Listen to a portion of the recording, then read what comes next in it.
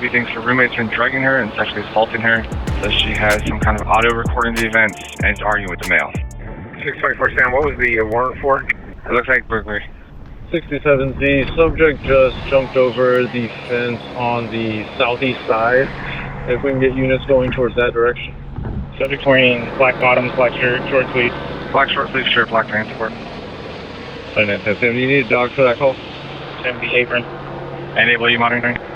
Still with. We're working at 261 1865 Hotel Circle South. The subject in the call is a 37 Frank Warren. He's just seen jumping the fence. Still with to report their perimeter going with Marshall Base. We're setting one up now. We only have the 197. Okay, 10-4, we'll be on to. Sir.